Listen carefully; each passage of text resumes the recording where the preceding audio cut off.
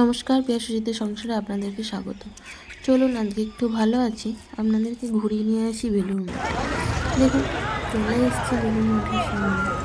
এক অপূর্ব জায়গা, কি অপূর্ব শান্তি লাগে না, মানে এত শান্তি একটা জায়গা বলে বোঝানো নেই।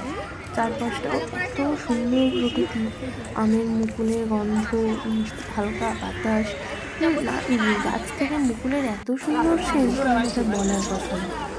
চলুন দেখা যাক এই যে অস্তমিত সূর্য, এদিকে বেলুড় মঠ। চলুন ভিতরে, তো ফোন এলাও না, আমরা একটু ভিতরে ঢুকি।